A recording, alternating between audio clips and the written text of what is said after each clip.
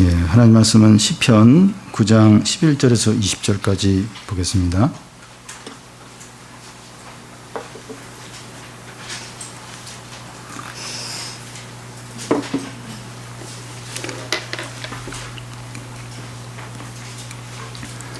예, 구약 807페이지 부분입니다.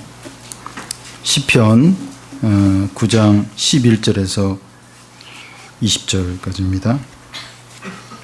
한 절씩 교대로 읽겠습니다.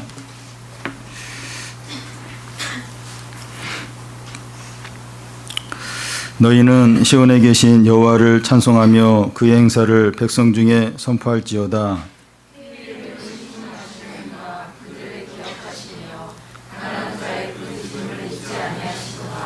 여호와여 내게 은혜를 베푸소서. 나를 사망의 문에서 일으키시는 주여, 나를 미워하는 자에게서 받는 나의 고통을 보소서.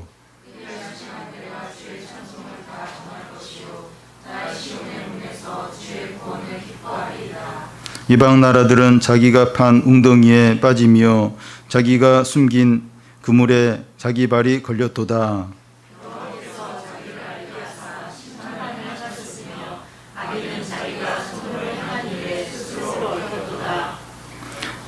악인들이 소홀로 돌아가며 하나님을 잊어버린 모든 이방 나라들이 그리하리로다.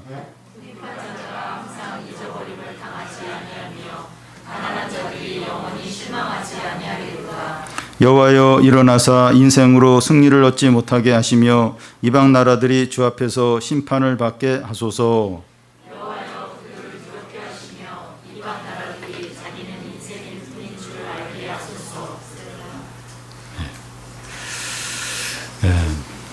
그 시편 이 9장은 그 다윗의 이 찬양과 이제 기도입니다. 이 찬양과 기도는 이 동전의 양면처럼 함께 갑니다. 이 찬양이 이 과거에 하나님께서 베풀어 주신 은혜에 이제 감사하는 것이라면, 기도는 현재와 미래의 어려움에 대해서 하나님의 도움을 간구하는 겁니다. 그래서 이 기도는 이 찬양에서 시작한다고 할 수 있습니다. 시편 이 9장은 이 찬양과 기도가 이제 서로 이제 반복이 되면서, 이 찬양은 찬양답게, 기도는 기도답게 이렇게 이루어지는 것을 우리가 보게 됩니다. 시편 9장이 이제 좀 길어가지고 우리가 이 반은 반반씩 나눠서 지금 보고 있는데요. 지난 시간에 우리가 이 앞부분을 봤고, 오늘 이제 후반부를 이제 보게 됩니다. 시편 9장 이 전반부가 이제 어떤 내용이 있는가 하면, 우리의 현실과 세상 가운데서 여호와 하나님께서 하늘 보좌 우편에 앉아 계시면서 공의와 정직으로 세상과 세계와 사람들을 이제 판결하고 심판하신다는 겁니다. 하나님은 압제 당하는 자들의 요새시고 주님을 찾는 자는 결코 버리지 않는다 하는 말씀이었습니다. 이런 하나님에 대해서 온 마음으로 찬양하고 하나님을 기뻐하고 즐거워하자는 겁니다. 시편 9장 후반부는 후반부에도 이제 기도가 나오고 또 이렇게 찬양이 나오는데, 이게 반복해서 나옵니다. 먼저 이 다윗의 고난과 기도입니다. 12절, 13절을 보면 우리 같이 한번 읽겠습니다. 피 흘림을 신문하시는 이가 그들을 기억하시며 가난한 자의 부르짖음을 잊지 아니하시도다. 여호와여 내게 은혜를 베푸소서. 나를 사망의 문에서 일으키시는 주여, 나를 미워하는 자에게서 받은 나의 고통을 보소서. 이 다윗의 인생 동안 많은 환난과 어려움들이 있었지만, 이 왕으로 기름 부음을 받은 후에 이제 왕이 되기까지 한 13년 정도 그 기간이 있는데, 이 사울 왕과 또 그에게 속한 사람에게 많은 이제 고통과 환난을 이제 겪게 됩니다. 다윗이 이런 환난을 겪게 되는데, 이제 모든 성도의 환난이라고 할 수 있습니다. 12절 끝에 보면 이 가난한 자의 부르짖음이 이제 나오는데, 여기서 가난한 자는 이 고난 당하는 성도들을 이제 가리킵니다. 다윗은 이 고난을 당하면서 수없이 이제 부르짖었습니다. 도망자의 신분이고 억울하고 잘못한 거 없는데 계속 이렇게 이제 쫓김을 당하고 그래서 이 고난을 당할 때마다 이제 하나님께 부르짖는 거예요. 부르짖으면서 기도하는 수밖에 없었습니다. 또 13절 중간을 보면 나를 미워하는 자에게서 받은 나의 고통을 보소서 하는데 다윗은 이제 사울과 이제 그를 따르는 자들에게 미움을 받았어요. 엄청난 미움을 받고 그로 인해서 말할 수 없는 고통을 당했습니다. 사울이 이제 자기 신하들 모아놓고 다윗이 나를 이렇게 음모를 꾸며서 죽이려고 하는데 너희들은 왜 가만히 있냐 이러면서 다윗은 그럴 의사가 전혀 없는데 그런 식으로 모함을 하고 그래서 막 사람들이 백성들이 다 다윗을 그렇게 나쁜 사람으로 이제 여기도록 그렇게 만들었습니다. 그래서 이 다윗을 미워하는 사람들이 너무 많았어요. 그래서 다윗은 너무 억울하고 그래서 너무 이제 그게 고통스러웠던 겁니다. 그런데 이 고난이 이제 그 정도가 아니라 그 13절 중간을 보면 나를 사망의 문에서 일으키시는 주여 하는데 이 사망의 문이라고 하는 것은 어떤 극심한 어떤 위험, 극심한 어떤 위기를 이제 가리킵니다. 사망의 어떤 죽음의 문턱까지 이제 간 것이죠. 다윗은 실제로 사울에게 쫓기면서 이 죽음의 위기를 여러 번 넘기게 돼요. 여러 번. 그러면서 이제 엄청난 이제 두려움에 이제 빠졌습니다. 우리는 이것을 보면서 왜 하나님이 이 다윗이 이런 고난과 고통과 위기를 겪지 않도록 미리 막지 않으셨을까? 이제 이런 어떤 의문이 들 수 있습니다. 보면 뭐 그렇게 미움을 받고 죽음의 어떤 위기를 겪고 그렇게 고난을 당하고 왜 하나님은 다윗이 그런 어떤 위기들, 고통들 당하지 않도록 미리 막으실 수도 있었는데 왜 안 막으시고 이런 미움을 당하고 고통을 갖고 어떤 죽음의 문턱까지 여러 번 가도록 이런 일을 왜 이렇게 허락을 하셨을까? 그런 이제 의문이 이제 들 수 있습니다. 마음이나 미움이나 이 고난을 당하면 빨리 그것에서 나오게 이제 하셔야 될 것 같은데 그것도 아니에요. 그 고통을 오래오래 13년 동안 계속 사울에게 이렇게 쫓기는 그 막 불안과 또 두려움과 그런 가운데 그 13년 동안 그런 고생을 이제 하게 하셨다는 겁니다. 1년이나 뭐 6개월이나 그렇게 하셔도 될 것 같아. 13년씩이나 그리고 오래오래 고통을 줘도 오래오래 그 고통을 겪도록 왜 그렇게 하셨느냐 하는 겁니다. 그냥 짧게 그냥 이렇게 끝내실 수도 있는데 왜 그렇게 하셨느냐 하는 겁니다. 우리의 삶에서도 그러합니다. 믿지 않는 사람들이 겪지 않는 어려움과 고난과 위기를 당할 때가 있습니다.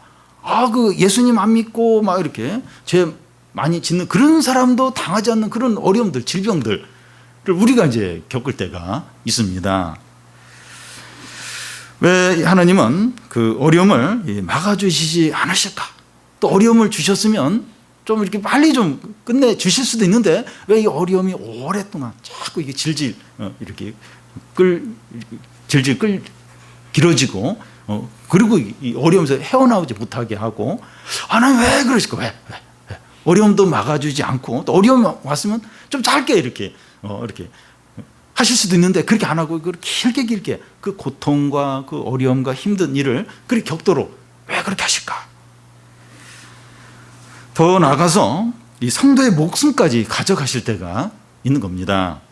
12절 앞에 보면 피 흘림을 신문하는 이가 그를 기억하며 하는데 이 피 흘림을 신문한다고 하는 것은 피의 보수자, 그 피 흘림을 신문하는 자, 이게 다른 말로 하면 피의 보수자를 이제 말합니다.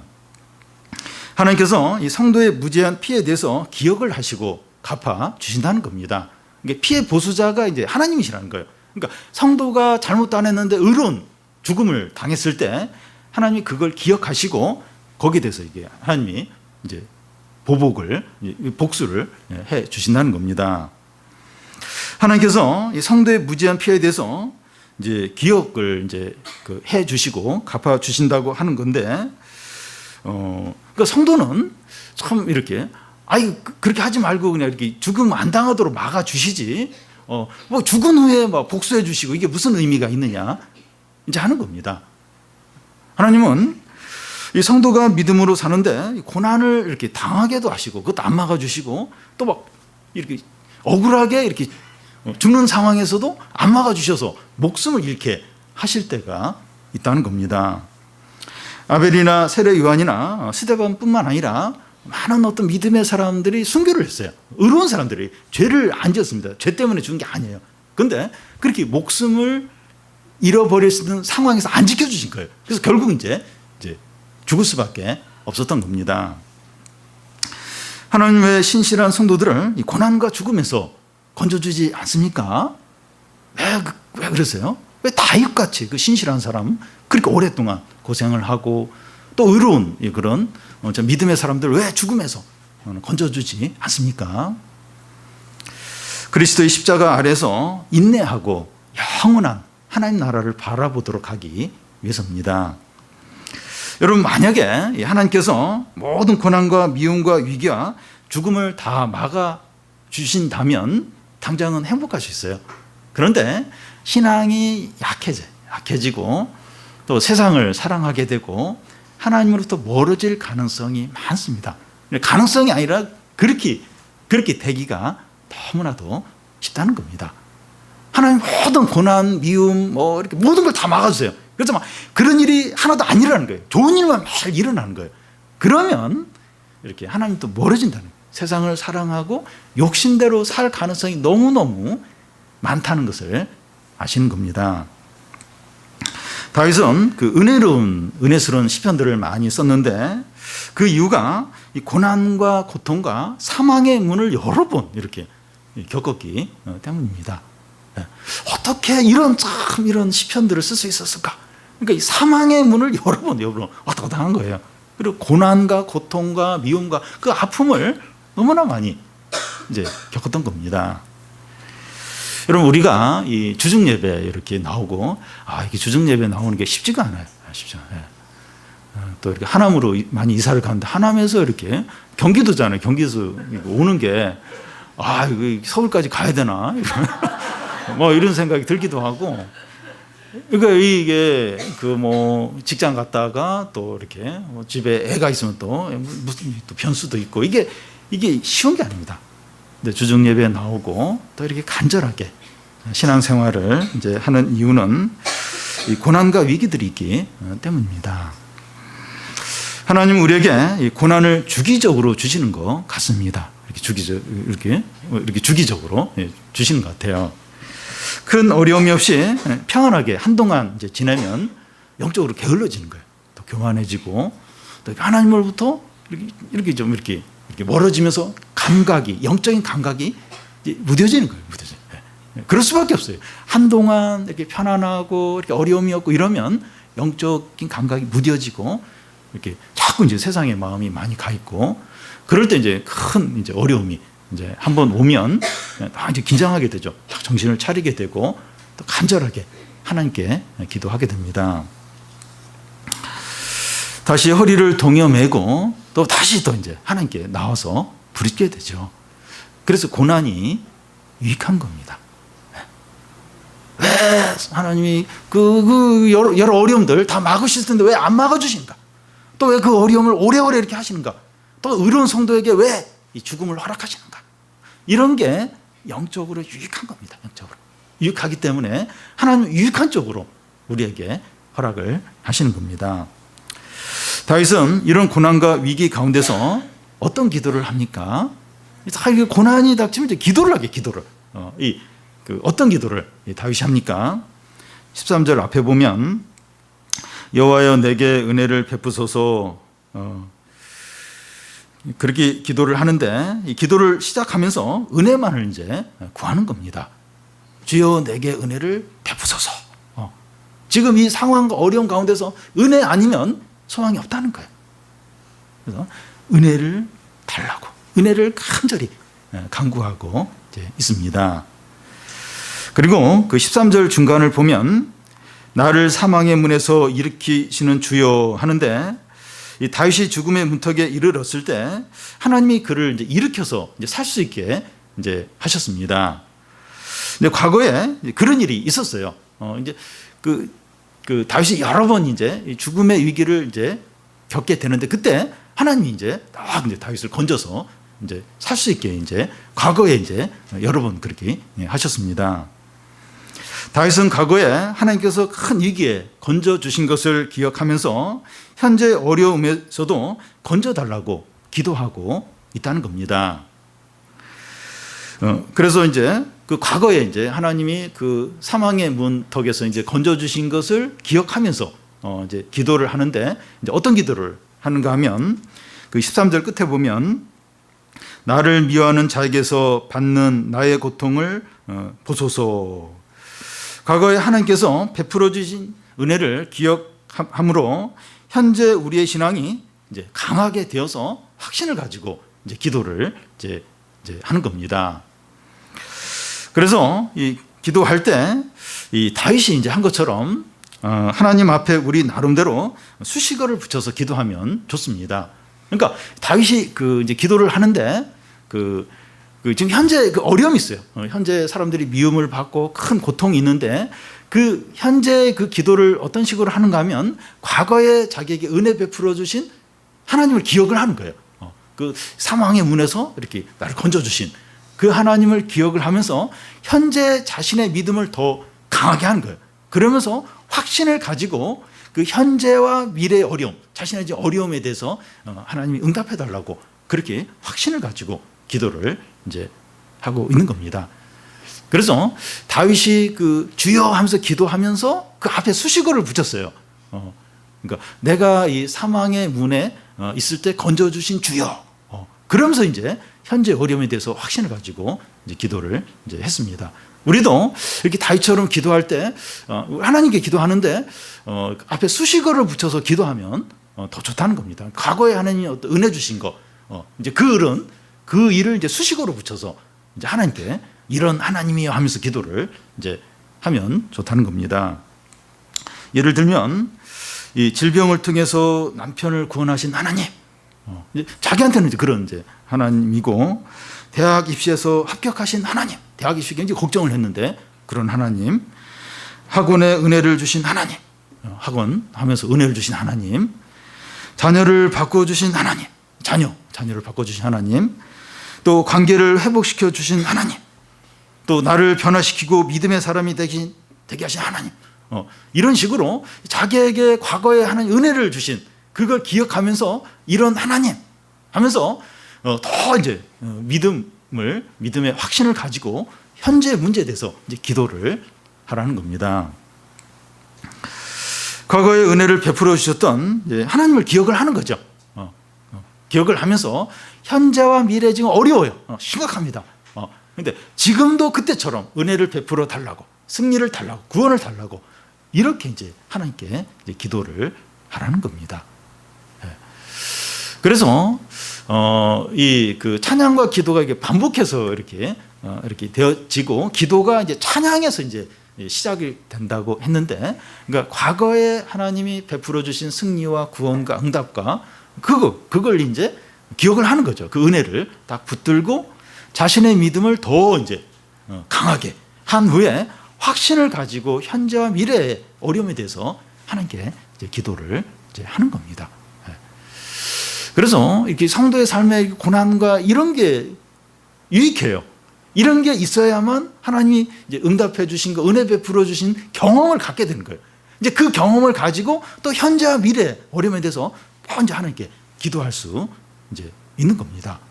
근데 그런 고난 가운데서 하나님이 은혜 베풀어 주신 거, 구원해 주신 그런 경험이 없다면, 그런 기억이 없다면 현재 어떤 어려움이 왔을 때 그걸 감당을 못하는 거예요. 어떻게 해야 될지 그냥 무너질 수밖에 없다는 겁니다. 이렇게 확신을 가지고 기도할 때 어떤 놀라운 일이 일어납니까? 15절과 16절을 우리 같이 한번 읽어보겠습니다. 이방 나라들은 자기가 판 웅덩이에 빠지며 자기가 숨긴 그물에 자기 발이 걸렸도다. 여호와께서 자기를 알게 하사 심판을 행하셨으며 악인은 자기가 손으로 행한 일에 스스로 얽혔도다. 이 다윗이 확신을 가지고 기도하자 이 대적들에게 어떤 일이 일어납니까? 자기가 판 웅덩이에 자기가 빠지고 자기가 숨긴 그물에 자기가 걸린다는 겁니다. 다윗을 잡으려고 웅덩이를 파고 그물을 이제 원래 이제 숨겨놨는데 자기들이 빠지고 걸리게 되었다는 겁니다. 부메랑이 되어서 자기에게 돌아온 겁니다. 다윗과 그의 사람들이 시강이라는 곳에 이렇게 숨어 있었던 적이 있는데, 이 백성들 중에 그 어떤 사람이 이제 사울 왕에게 이걸 알려요. 지금 다윗이 여기 숨어 있다고. 그러자 이제 사울이 이제 군사를 이렇게 데리고 이제 다윗을 잡으러 옵니다.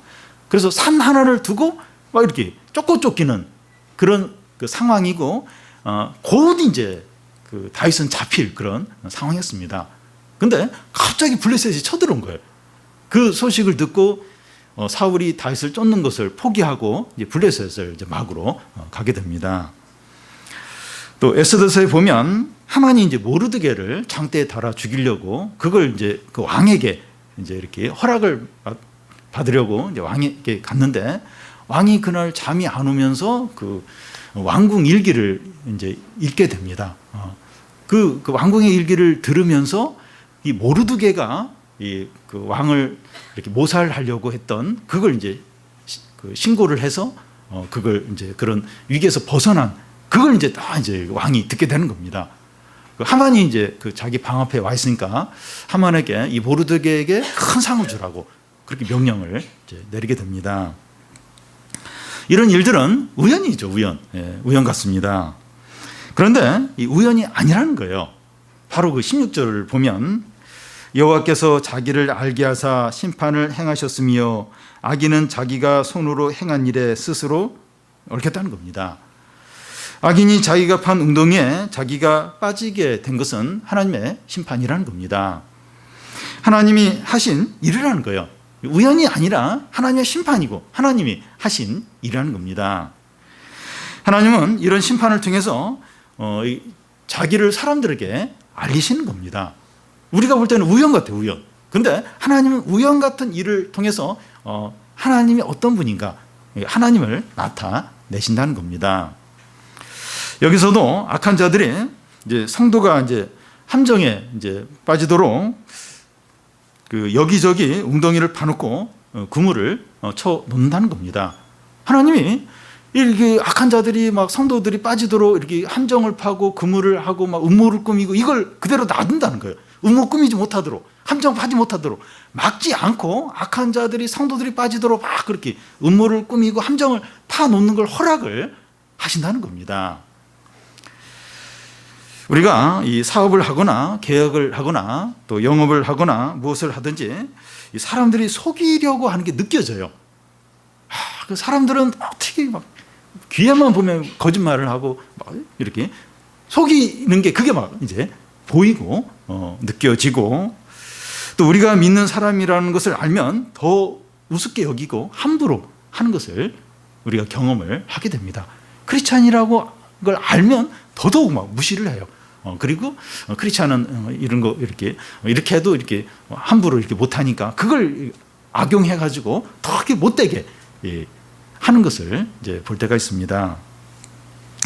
하나님은 악한 자들이 이제 우리를 해치려고 이제 이런 시도들을 할 때, 또 음모를 꾸밀 때 이걸 막지 않는다는 겁니다. 다 좀 막아주시면 좋은데, 이렇게 음모들 이런 거 다 막아주시면 좋을 것 같은데, 뭐 음모도 꾸미고 막 속이려고 하고 그런 것들 그대로 그냥 그대로 허락을 하신다는 겁니다. 그럴 때 우리는 낙심하거나 불평하지 않아야 됩니다. 낙심이 되죠. 이런 걸 느껴질 때 막 화가 나면서 이제 그럴 수 있습니다. 이런 상황에서 우리가 할 일은 과거의 은혜를 베풀어 주셨던 일을 기억하면서 확신을 가지고 기도를 하는 겁니다. 그럴 때 우연 같은 일이 일어난 거예요. 우연 같은 일이 일어나면서 속이려고 했던 것이 드러나요. 상대방이 속이려고 했는데 그게 드러나고, 또 자기들에게 자기가 넘어지는 것을 본다는 겁니다. 그러니까 우연 같은 일이 일어나요. 우연 같은. 자기께 자기가 넘어지고 이렇게 속이고 거짓말했던 게 본인이 막 실수로 이렇게 말하면서 실수를 해가지고 그걸 막 이렇게 보여주는 이제 그런 식으로 이제 그게 막 드러날 때가 있다는 겁니다.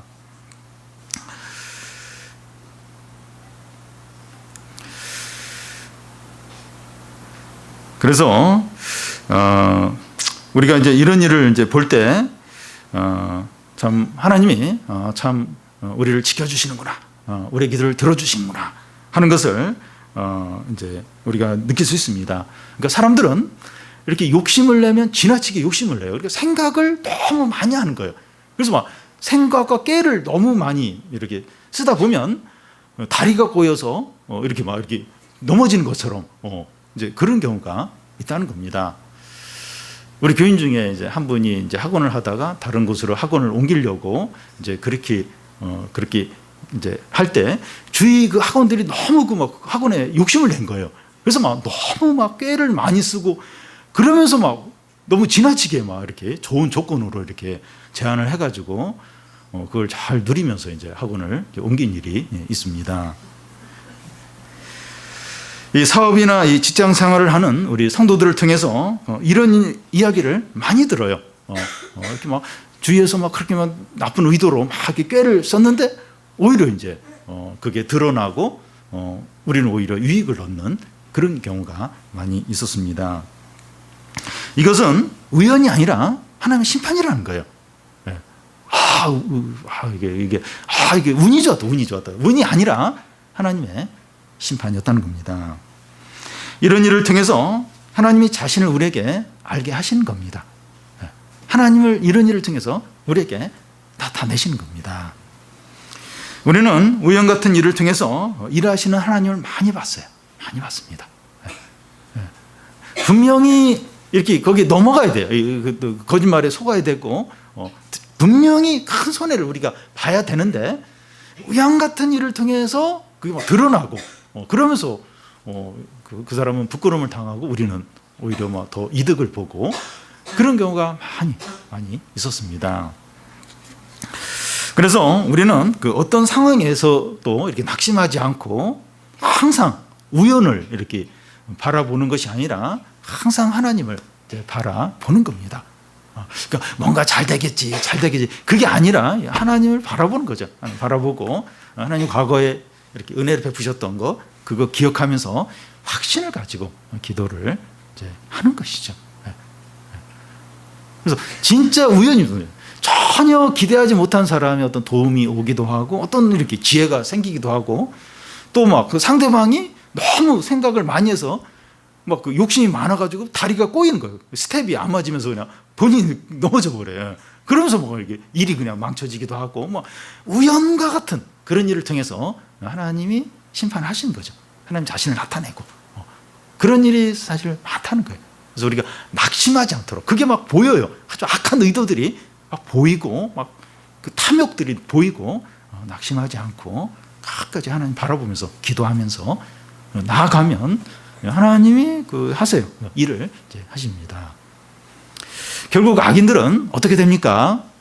그 17절, 18절을 우리 같이 한번 읽어보겠습니다. 악인들은 스올로 돌아가며 하나님을 잊어버린 모든 이방 나라들이 그리하리로다. 궁핍한 자가 항상 잊어버림을 당하지 아니하며 악자들이 영원히 실망하지 아니하리로다. 악인들은 수올로 돌아간다는 겁니다. 이 수올이라고 하는 것은 뭐 무덤, 음부, 뭐 죽음, 지옥, 멸망 이런 것을 가리킵니다. 그런데 하나님을 잊어버린 모든 이방 나라들도 수올로 돌아간다는 겁니다. 다시 말해서 하나님을 잊어버린 모든 자들은 수올, 곧 지옥, 죽음, 멸망에 처하게 된다는 겁니다. 하나님을 잊어버린 게 어떤 겁니까?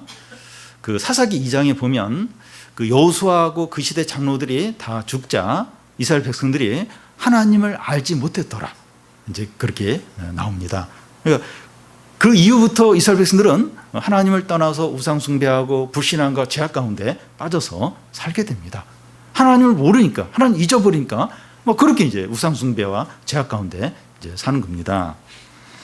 이 출애굽 1장에 보면 그 요셉을 알지 못하는 새 왕이 들어섰더라 이렇게 하면서 그때부터 이제 이스라엘 백성들을 학대를 이제 하게 됩니다. 그러니까 그 요셉을 알지 못하더라 하는 것은 하나님이 요셉을 통해서 애굽의 큰 구원과 이렇게 놀라운 일을 한 것을 모른다는 거예요. 그러니까 이제 뭐 하나님을 대적하는 거예요. 대적하고 이스라엘 백성들을 학대하고 이제 그렇게 이제 했다는 겁니다. 하나님을 잊었다고 하는 것은 불신하는 거예요. 하나님을 대적하는 것이고 우상 숭배하는 것을 의미합니다. 이스라엘 백성이더라도 하나님을 잊어버리면 불신하고 대적하고 우상 숭배에 빠지는 겁니다. 그러면 수월, 음부, 죽음, 멸망에 이제 던져지게 이제 되는 겁니다. 그러니까 누구든지 뭐 이스라엘 백성이고 누구 그냥 하나님을 잊어버리면 그냥 하나님을 대적하고 우상 숭배에 빠지고 불신앙하고 그러면 그 결과는 그래 멸망하는 거예요. 수월에 이제 빠지게 되는 겁니다. 여기서 하나님을 잊어버린다는 거, 잊어버린다고 하는 것은 교회도 나오지 않고 예배도 드리지 않고 방탕한 생활을 하는 것을 말하지 않습니다. 꼭 이런 것만을 말하는 것이 아닙니다. 교회 예배를 드리고 큰 죄를 짓지 않더라도 얼마든지 하나님을 잊어버릴 수 있다는 겁니다. 하나님을 잊어버렸다고 하는 것은 하나님을 사랑하지 않고 의지하지 않고 동행하지 않고 순종하지 않는 것을 말합니다. 교회 안 빠지고 큰 죄를 짓지 않으면서도 얼마든지 하나님 사랑하지 않고 하나님 의지하지 않고 하나님과 동행하지 않는 이제 그런 삶을 살 수 있다는 겁니다. 우리는 이 교회를 떠나지 않았지만 하나님을 잊고 살지는 않습니까? 우리 한번 돌아보면 좋겠어요. 하나님을 사랑합니까? 하나님께 순종하며 삽니까? 하나님과 동행하며 살아가고 있습니까? 우리 자신 이제 그렇게 해야 그게 이제 하나님을 잊어버리지 않는 거라는 겁니다. 하나님을 잊어버리면 모든 것을 잃게 돼요. 하나님 잊어. 그래서 뭐 봉사도 여전히 하고 있고 또 교회도 여전히 나가고 있다 할지라도 하나님 잊어버리면 모든 걸 잃어버리게 됩니다. 이게 수월, 음부, 죽음, 멸망 거기로 돌아가는 겁니다. 거기에 이제 가게 되는 거예요. 여기 돌아간다는 표현이 강제적인 표현입니다. 자기가 가고 싶어서 가는 게 아니라 자기는 원치 않다 할지라도 그냥 수월에, 무덤에, 멸망에, 죽음에 던져지게 된다는 겁니다. 그래서 하나님을 잊으면 하나님을 사랑하고 하나님을 의지하고 하나님과 동행하고 하나님께 순종하는 이런 게 없으면 이제 수월로 이제 자기는 원치 않지만 멸망으로 죽음으로 지옥으로 갈 수밖에 없다는 겁니다. 우리는 하나님을 잊어버릴 때가 있는데 하나님은 우리에 대해서 어떠십니까? 우리는 자꾸 잊어버려요. 하나님 자꾸 잊어버릴 때가 있어요. 그런데 하나님은 어떠십니까? 18절 앞에 보면 궁핍한 자가 항상 잊어버림을 당하지 아니한다는 겁니다. 여기서 궁핍한 자는 경제적으로 가난한 자를 말한다기보다는 고난당하는 성도를 가리킵니다. 하나님은 고난당하는 성도를 항상 잊지 않는다는 겁니다. 여기서도 하나님은 성도가 고난당하는 것을 허락합니다. 참 이 표현이 우리가 잘 봐야 되는데 이 고난을 허락을 하는 거예요. 하나님 성도들이 고난으로부터 다 피하도록 하시는 것이 아니라 고난을 당하도록 허락을 하십니다. 그렇지만 하나님은 고난당하는 성도를 항상 잊지 않는다는 겁니다. 고난을 허락을 하세요. 근데 하나님은 항상 이 고난당한 성도를 잊지 않으시는 겁니다. 그래서 18절 중간에 보면 가난한 자들이 영원히 실망하지 않는다는 겁니다. 가난한 자는 실망할 수밖에 없죠. 그러니까 경제적으로 어려우면 낙심할 수밖에 없어요. 뭘 할 수가 없어요. 계속 어려운 거예요. 그런데 이 가난한 자가 절대로 실망하지 않는, 영영이 실망하지 않는다는 거예요. 왜냐하면 이 고난당하는 성도를 하나님이 항상 잊지 않기 때문입니다. 경제적으로 이 질병으로 사람과의 관계에서 또 사업을 하면서 직장 생활을 하면서 어려움을 겪거나 미움을 받거나 불이익을 당할 수 있습니다. 신앙을 타협하면 그냥 어려움이 없을 수 있어요. 근데 신앙을 타협을 안 하니까 어려움을 계속해서 이제 당하는 겁니다. 세상 사람들은 우리를 바보로 여겨요. 밥.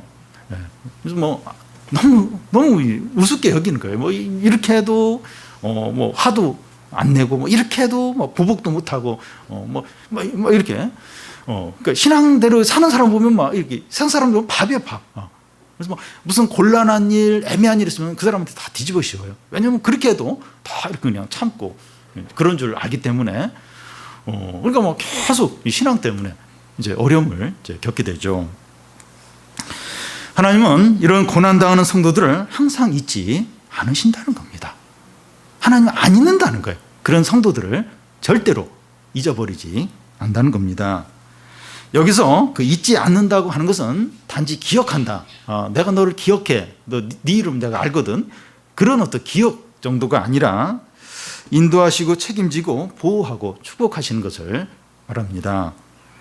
걱정하거나 두려워하거나 염려할 것이 아무것도 없도록 하나님이 그 인도하시고 보호하시고 책임지시고 축복을 하신다는 겁니다. 하나님이 선한 목자가 되셔서 인도하시고 풍성하게 하신다는 겁니다. 그런데 이 성도가 고난을 싫어해요. 고난을 싫어해요. 나 왜 고난을 받아? 이러면서 고난 받을 것 같으면 딱 신앙을 타협하고 내려놔요. 그래서 고난을 안 당해요. 그러면 하나님 그 사람을 잊어버려요. 더 이상 하나님 그 사람의 목자가 안 되십니다. 하나님과 관계가 없어요. 근데 이게 믿음 때문에 이제 고난 당하고 욕을 먹고 손해를 보고 애매한 그런 일을 당하고 이런 고난 당하는 성도에 대해서 하나님이 절대로 잊지 않는다는 겁니다. 선한 목자가 되셔서 인도하고 책임지고 풍성하게, 아주 풍성하게 하신다는 겁니다. 근데 우리는 고난이 오면 마음이 상해요. 그래서 하나님을 잊어버리기가 쉬워요. 마음이 상합니다. 화가 나요. 화가 나서 기도하기도 싫고 예배드리기도 싫고 성경 읽기도 싫고 그러기가 쉽고, 또 반대로 편하면 즐기는데 마음을 빼앗기기가 또 쉬운 거예요. 돈이 있고 시간이 있고 뭐 이렇게 뭐 어려움이 없으면 자꾸 어떤 세상에 마음을 빼앗기기가 쉽고, 유혹이 오면 유혹에 빠져서 하나님을 잊을 때가 많습니다. 어려우면 어려워서 또 이렇게 잘 되고 또 이렇게 또 좋은 일만 생기면 또 좋은 일이 생겨서 그러면서 하나님을 잊기가 쉽다는 겁니다. 그런데 하나님은 우리를 항상 잊지 않으신다는 거예요. 특히 우리가 이렇게 믿음 때문에 좀 고난을 당하고 어려움을 겪고 아픔을 겪고 이럴 때 하나님은 항상 잊지 않아요. 이 고난받는 이 가난한 성도 밥이죠, 밥. 여기저기서. 여기 성도인데 뭐 돈까지 없어요. 뭐 힘까지 없어요. 더 우습죠. 더 우습게 여기죠. 하나님은 항상 잊지 않고 영원히 실망하지 않게 하신다는 겁니다. 예. 누가 아쉽습니까? 하나님은 아쉬울 게, 우리에 대해서 아쉬울 게 하나도 없어요. 우리를 뭐 기억하고 사랑하고 그럴 필요가 아무것도 없어요. 누가 아쉽습니까? 하나님은 아쉬울 게 하나도 없습니다. 우리가 하나님을 잊음으로 배은망덕하지 않아야 됩니다. 사실 우리가 아쉽죠, 우리가. 근데 우리는 하나님을 자주 잊어버려요. 하나님 우리를 안 잊어버리는데 이게 이제 배은망덕한 거죠. 우리를 향한 하나님의 은혜와 사랑이 얼마나 큰가 항상 생각하고 하나님을 잊어버리지 않도록 해야 됩니다.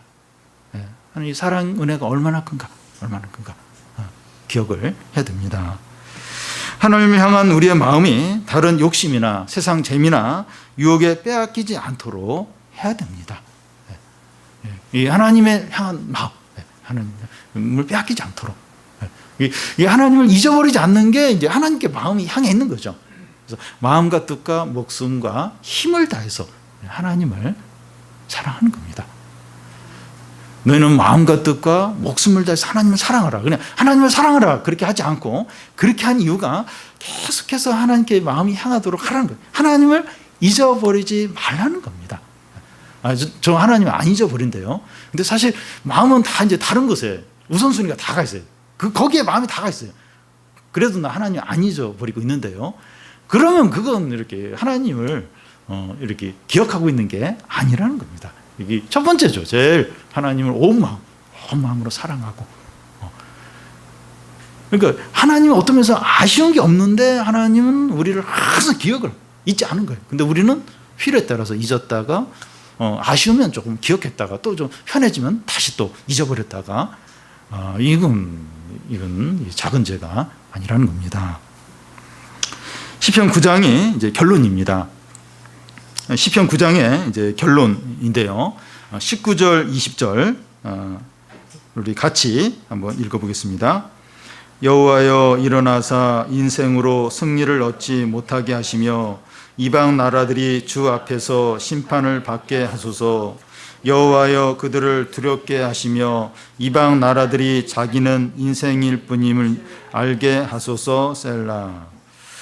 여기 그 인생이란 단어가 두 번 나오는데 그 인생이란 그 말은 그 비참, 가련함, 이제 그런 이제 의미입니다. 히브리어 그 언어에 보면 그런 단어, 그 비참, 가련함 그런 그 단어와 이제 어원이 같은 그런 단어입니다. 그런데 여호와께서 일어나사 인생으로 승리를 얻지 못하게 하시고 여호와여 그들을 두렵게 하사 이방 나라들이 자기는 인생뿐임을 알게 해달라는 겁니다. 사람은 신이 아니라 허약하고 위약한 티끌 같은 존재임을 알게 이제 해달라는 겁니다. 예, 우리 교회 이제 권사님 중에 이제 부친이 암에 걸려서 항암 치료를 받는 분이 계신데요. 이 권사님이 이제 일주일에 몇 번씩 이제 아버님 집에 가서 이제 돌봐 드리고 있습니다. 그런데 이 권사님이 이제 하시는 말이 이 본인이 청년 때 아버지는 크고 강하고 모든 일을 하시는 이제 그런 분이었는데 지금 이제 이렇게 병든 지금 상태에서 보니까 너무 약하시다는 게 너무 이제 작게 느껴진다는 겁니다. 과거에 그 아버님이 막 이렇게 건강하고 막 이렇게 힘이 세고 크시고 그 모습과 또 현재 이렇게 좀 약해진 모습 중에 어느 모습이 진짜 모습입니까?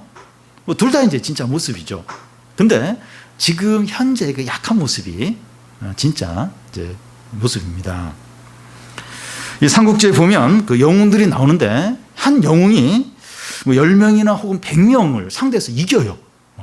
그냥 참 신과 같은 그런 어떤 그런 능력들을 가진 것을 이제 보게 됩니다. 그런데 그런 영웅도 병들어요. 병들어서 죽고 또 더 강한 어떤 영웅한테 목숨을 잃는 것을 이제 보게 됩니다. 최고로 잘할 때 영웅의 모습과 말년에 그 약한 영웅의 모습 중에서 어느 모습이 진짜 그 사람의 모습입니까? 약했을 때, 말년에 약했을 때 모습이 그 사람이 진짜 모습입니다. 모든 사람은 다 죽어서 티끌로 돌아갑니다. 인간은 티끌 같은 존재입니다. 한 번씩 이제 이렇게 신문에 김정은이 이렇게 어디 이렇게 지방이나 어디 또 군부대 이렇게 방문한 사진들, 영상들이 보면 막 그 신의 신, 막 할머니, 할아버지들이 막 이렇게 김정은의 손을 잡고 막 울어요. 그리고 엉엉 울고 막 박수를 치고 막 신과 같은 존재예요. 지금 30대 초반인데, 아이고, 참. 그러니까 이게 티끌인데 지금 막 신과 같은. 김일성, 김정일, 김정은 이 3부자가 어떤 뭐 북한에서는 신과 같은 존재. 티끌인데 티끌. 김정은은 또 살이 많으니까 티끌이 많이 모여 있는 티끌이 많이 모여 있는 그런 참 그런 존재인데, 근데 막 신처럼 그렇게 이제 하고 있는데요. 이 태어날 때 피투성이로 이제 와서 이제 빈몸으로 알몸으로 이제 돌아가는 것이 인생입니다. 다윗은 하나님께서 일어나시고 또 막 두렵게 하셔서 사람들이 자신이 티끌과 같고 아침 안개 같고 풀의 꽃처럼 참 이렇게 허약한 참 허탄한 존재라는 것을 알게 해달라고 지금 기도를 하고 있습니다. 여러분, 우리는 우리 자신이나 다른 사람에 대해서 이 사람이 어떤 존재인가 하는 것을 분명히 알아야 됩니다. 우리 자신에 대해서. 그리고 다른 사람 그러니까 요즘 뭐만 좀 잘하면 갓이라는 이름 붙여요. 갓 누구 갓. 신이란 신. 그러니까 노래를 잘하거나 축구를 잘하거나 또 무슨 머리가 좋거나 이러면 더 신이라는. 물론 이제 약간 약간 그 과장된 그런 의미도 있지만, 그러니까 너무 대단하게 그렇게 하는데 대단히 열광하고. 근데 다른 사람, 그리고 내 자신이 어떤 존재인가, 이걸 분명하게 알 필요가 있습니다. 우리 교회 어르신 중에 한 분은 이렇게 허리가 기역자 정도를 굽으신 분이 계시는데 우리도 멀지 않아 그렇게 됩니다. 꼭 그렇게까지는 안 되더라도 아주 이렇게 노쇠한 그런 이제 상태에 이르게 되고 더 진행이 되면 이제 티끌로 돌아가게 됩니다. 우리 몸의 각 부분은 고장나죠. 그리고 병들어 가요. 그리고 결국은 이제 마지막은 이제 티끌로 돌아가는 겁니다. 제가 우리의 인생을 너무 부정적으로 이제 이야기하는 것이 아니라 이게 우리의 실제 모습이에요. 이게 본질입니다. 본질. 그래서 사람은 태어나면 죽음을 향해서 나아간다고 그렇게 이제 인생을 정의한 사람이 있는데 그게 부정적인 게 그게 실제예요. 그러니까 뛰는데 결국 그 결승선이 이제 죽음인 거예요. 인생은 이제 그런 존재입니다. 이렇게 약하고 한계가 있고 티끌 같은 존재가 영원한 하나님을 인정하지 않고 불신하고 불순종하는 것은 결코 작은 죄가 아니라는 겁니다.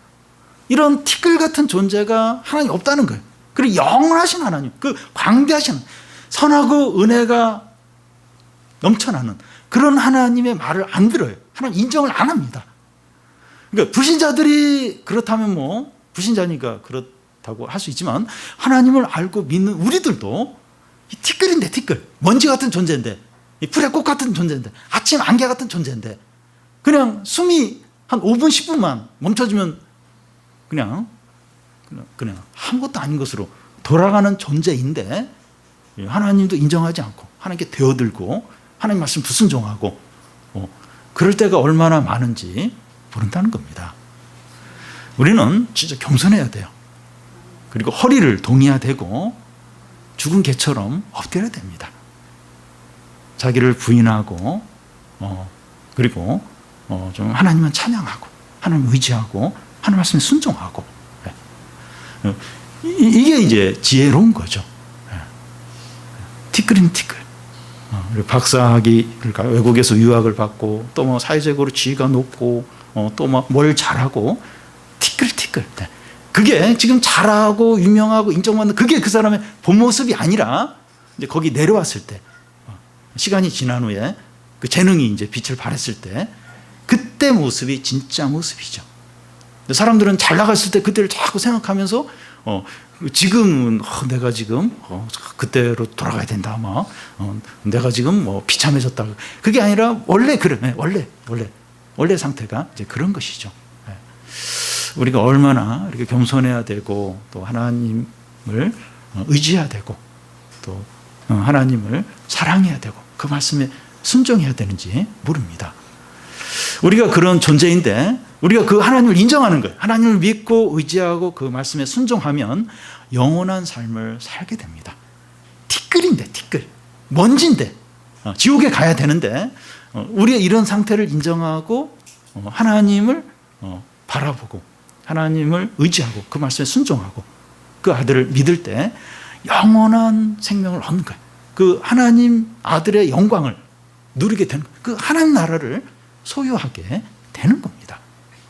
그게 은혜죠, 은혜. 그래서 우리가 잊어버리면 안 되는 두 가지가 뭔가 하면 하나님의 은혜입니다, 하나님의 은혜를 절대 잊어버리면 안 돼요. 잊어버리면 안 되고 또 한 가지는 우리가 티끌이라는 거, 티끌. 티끌이기 때문에 하나님의 은혜만을 의지해야 돼요. 그러면 영원한 삶을 누려요. 그리고 하나님의 축복을 누립니다. 하나님의 선물들을 누려요. 그런데 어느 때부터인가 이 티끌을 인정을 하는 거예요. 잊어버린 거예요. 내가 누군데, 내가 어떤 자인데. 그리고 하나님을 잊어버려요. 은혜를 잊어버립니다. 하나님께 불평하고 불신하고 그러면 그 영원한 생명을 잃어버리는 거예요. 그냥 티끌로 스올로 돌아가는 거예요. 죽음과 또 무덤과 멸망과 거기로 그냥 그걸 돌아가는 거예요. 비참하게 이제 끝날 수밖에 없다는 겁니다. 그래서 우리가 좀 티끌 같은 존재다. 그리고 이런 티끌 같은 존재에게 임한 하나님의 은혜가 얼마나 놀라운가. 우리가 그것을 항상 기억하고 그것을 항상 믿고 의지함으로 좀 하나님의 은혜와 사랑을 더 풍성하게 누리는 성도들이 되시기를 바랍니다.